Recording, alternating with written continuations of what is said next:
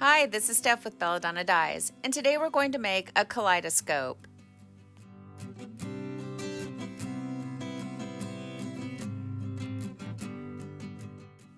First, you want to start by centering your shirt using the sleeve inside the other sleeve technique. So I'm just using a washable marker to find my center points. Then I'm going to tuck one sleeve inside the other sleeve, line up all the seams along the underarm and the shoulder, and if you have any side seams. And then I'm going to find those little marks that I made and give them a pinch. I lay one side of the shirt flat against the table. Usually for me, it's the back of the shirt. And then I find the other flap of the shirt, which is the top of the shirt, and I fold it over. And that's centering. What that does is that brings the front of the shirt and the back of the shirt together, and it creates symmetry. It just helps with dye saturation. That way, when you're looking at the shirt from the front, all the dye is a mirror image and it has the same saturation. And then same with the back. If you're looking at the back, it has a mirror image and the same saturation.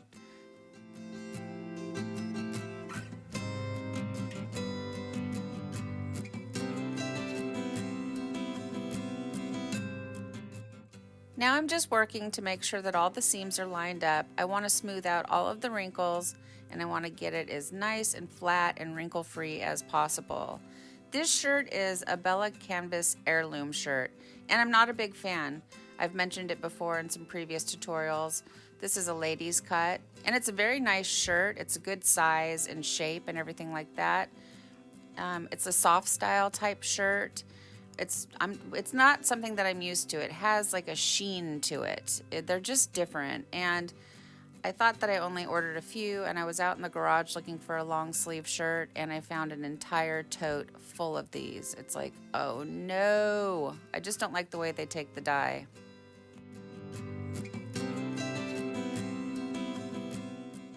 All right, that looks pretty good. So now let's fold up the shirt. So I like to come down a couple inches below the underarm. That's where I want the center of my pattern to be. And using the yardstick, it's really helpful to get a nice crisp fold. So I fold from the bottom up to the top, and then I'm going to airplane fold it. So I fold it back, and then I'm going to fold it back again. And I like to hold down the center point when I'm making my folds. That way it doesn't come undone. And you also want to make sure that when you're making your folds, you don't have a lot of fabric like creased up underneath there. So I've got the first two folds done. Now I'm going to flip it over and do the same thing on the back.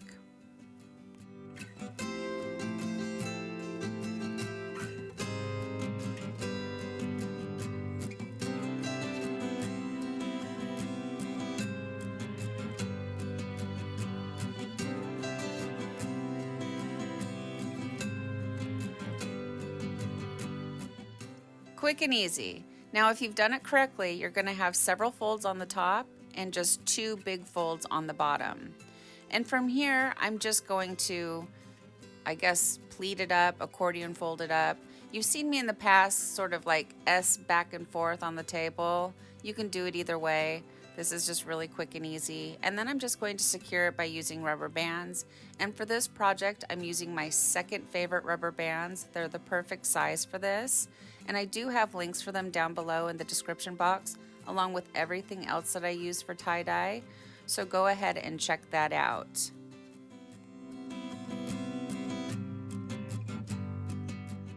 So down at the end is where the sleeves are, and there's these extra flaps of fabric. Just fold them up and tuck them in, incorporate them into the pattern, scrunch them, whatever you got to do. It's a kaleidoscope, so it's not going to matter.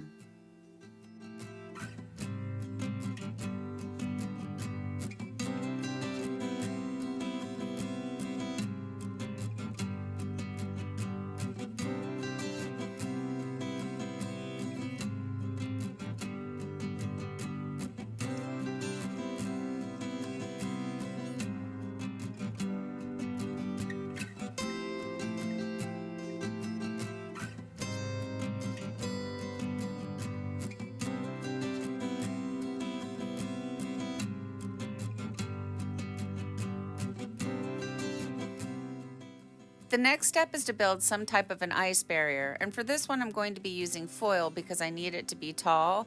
The cake molds just aren't tall enough. So I just break off a piece of foil and I fold it into thirds, and then I wrap the entire project up like a burrito. And you want to make sure that the bottom of the foil is open, it's not smashed up around it, because you want your ice to be able to melt and flow all the way through the shirt. I like to use the over-the-sink strainer for these, but if you don't have one, you can set it on a rack. Just use whatever you have. And if you're using dollar store containers like I am, make sure you check it for cracks, because they notoriously crack in the washing machine and you don't want to have it leak all over the floor. And then just add your dye and have fun with it. For this one, I'm doing 3 strips of different colors, and you can use any colors you want for yours. You can use however many colors you want for yours. You could use 1 color, 10 colors, it doesn't matter. It's a kaleidoscope, and you really never know what you're going to get. Each one turns out differently.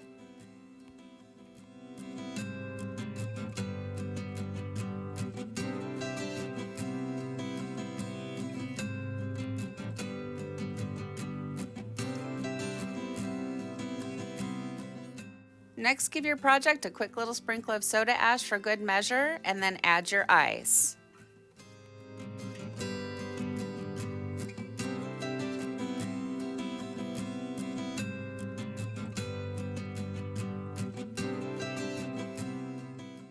I came back after the ice melted, totally prepared that I needed to flip it over and dye the other side, but it had great saturation, so I decided just to leave it alone to see what would happen. So I set it back down into the over-the-sink strainer and I let it batch for 48 hours. Now it's time for the rinse out. You want to start by using cold water to rinse away any soda ash that might still be reacting within the fabric, and then increase your water up to hot and rinse until the water runs pretty much clear. From here, I take it to the washing machine, and I like to use Curolon, which is a professional textile detergent. And then I like to do a final hot water cycle using Millsoft, and Millsoft is a professional fabric softener. And I get both Curolon and Millsoft from Dharma Trading Company, and you will find the links down below in the description box.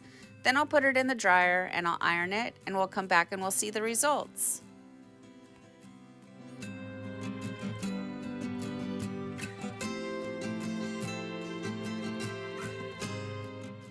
Well, here it is, guys. Here's our shirt, and I think it turned out really pretty. It kind of reminds me of a tortoise shell or a gemstone.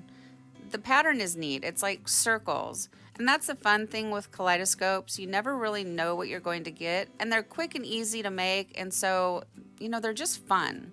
So these are new to me colors. These are the Dharma's special order dyes. And so I think that the lightest color of green is the grasshopper.